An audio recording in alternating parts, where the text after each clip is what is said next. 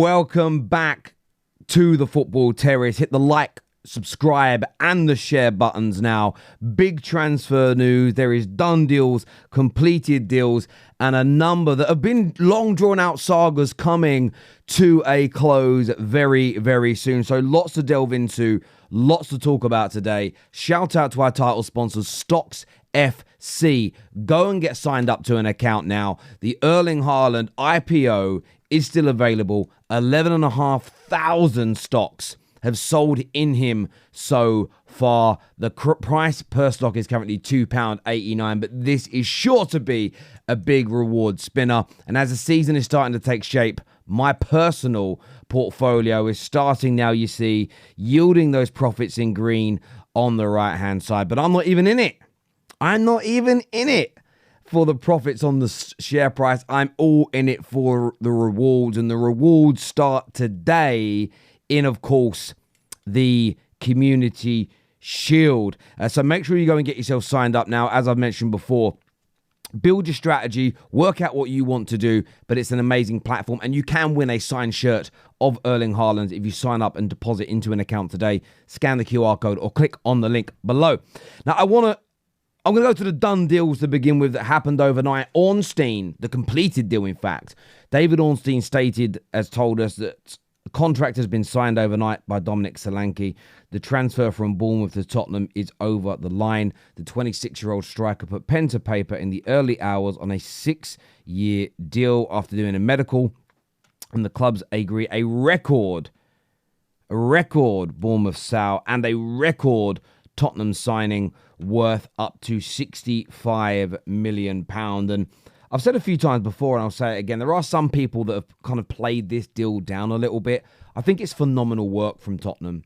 I really do think if their system is working next year, if they're progressing as a team next year, if they're creating the abundance of opportunities that we saw last campaign, there is no doubt in my mind this man is going to score goals. He can score with his head, he can score one-on-ones, he gets into great position for tap-ins, he's partial to a screamer or two. Decent hold-up play, good approach play, strong, quick, athletic, great injury record. I am still flabbergasted by Spurs fans that are kind of angry about this deal. I don't understand it. It makes no sense to me personally. You may have a different view, so please enlighten me in the comments section below. But that deal is done and dusted. And interestingly, I'm actually going to check on StocksFC because I haven't ever checked for Solanke before. Is he? I don't know if he's on. If he's. Oh, he is. Oh, he is. Look at his stock as well. £3.06. But you know, last year's payout on rewards for him was 3,700. I get the feeling. I mean, his stocks probably rose massively last year through his goal scoring. Yeah, you can see it did. Look where he was over just about a year ago, and look where he is now. The stocks. So you may not think it's worthwhile putting your money in him unless you think he's going to duplicate what he's done. But imagine those people that all over a year ago had their stock in Solanke, that back Solanke.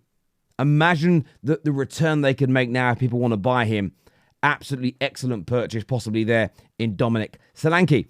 Staying in North London, big report today that Mikel Merino's move to Arsenal will be done, will be complete, will happen next week. And I almost feel like this is the worst kept secret in football, but we always try to make content that our viewers are asking for. We get a number of messages, DMs, even emails every day, and this is one that people always ask for us to seek the updates on. And my message on this has been the same for about a week now. I think Arsenal fans have got to remain relaxed. Yes, you would have liked it to have been completed sooner. That hasn't happened, but he wants to join Arsenal. He's agreed the personal terms. Everything between Sociedad and Arsenal now appears to be pretty much where they want it to be. And the reports are now starting to become more concrete that it will complete next week. Whether he's ready or not to start the season is another question.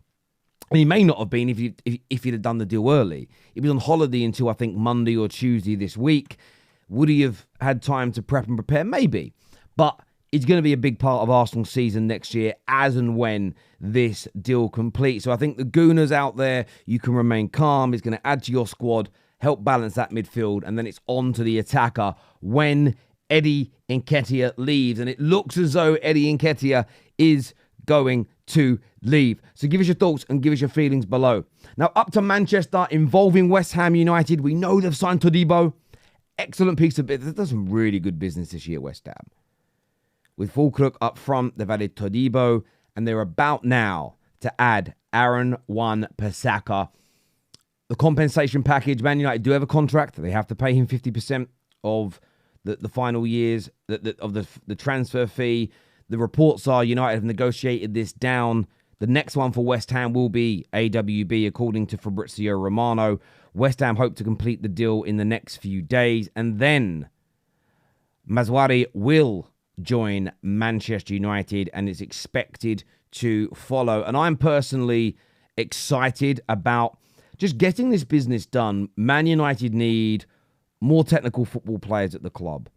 There's so much about AWB I've enjoyed watching over the past 4 to 5 years.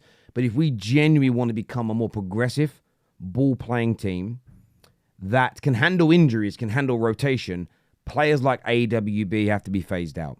We were never going to get rid of all of the players that we believe to be below par in that technical area. They were never all going in the first summer.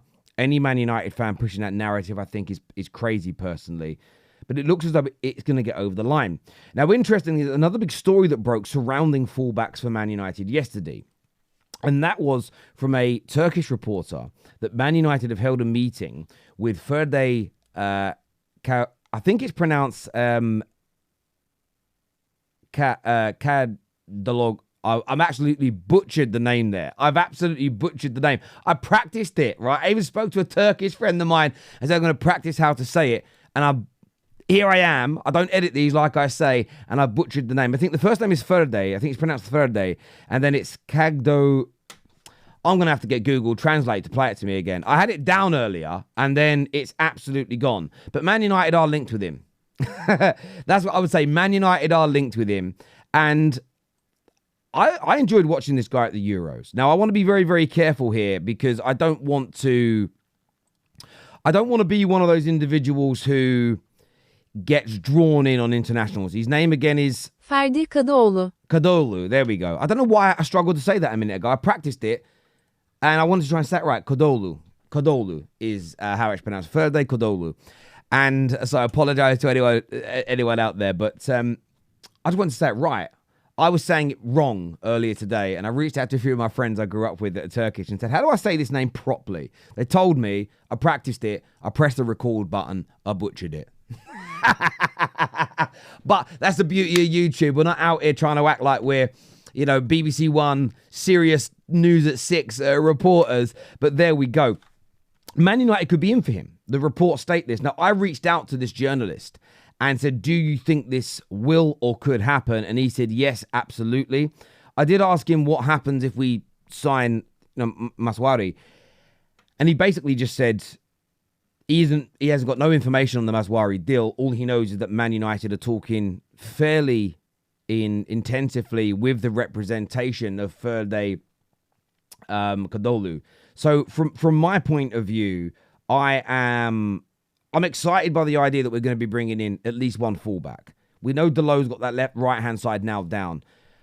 Shaw has spent so much time out injured. He's not fit again. It's definitely a position that Man United need to focus on. But look, give us your views. Give us your opinions in the comment section below. Which of the two would you prefer? Now, I want to move on to Chelsea here because Chelsea, of course, have gone and signed Pedro Neto. It is now reported by Damasio that Juventus are interested in signing Raheem Sterling from Chelsea. And although I think that they should be looking to move on Mykhailo Mudryk, it's probably a little bit harder. Raheem Sterling doesn't appear to, even though he's played and done quite well during the pre-season period, I just feel there is a disconnect between him and the fans, maybe a disconnect between him and Chelsea Football Club, and they would be open to selling him. In fact, a lot of people are moaning about how Chelsea can afford to spend this much this summer. You've only got to look at what they've sold. The majority of them are homegrown, and the fact that your trading accounts show all the incomes instantly and your exits are spread over a 5 to 8 year period. Therefore, you can spend more than you sell in a particular summer. Net spend is real and actually make a profit in terms of your accounting. Now, that works in the short term, won't work in the long term if you're continually having to spend 300 million plus each summer. But in the short term, it's okay. And I'm a little bit, listen, I'm happy that Sterling didn't work for Chelsea as a Man United fan. But as a football person, I've always had a soft spot for Raheem Sterling. I hated the way he was treated when he left Liverpool. I hated the way the mainstream media attacked him for absolutely no reason. He delivered regularly for England. He was an excellent player for Man City. And it just didn't work out for him at Chelsea.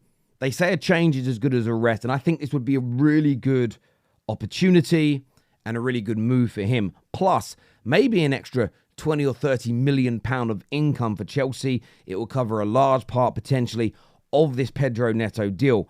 But what it does do is put a little bit of pressure on that left-hand side. Yes, the main man is now going to be Pedro Neto. There's no doubt.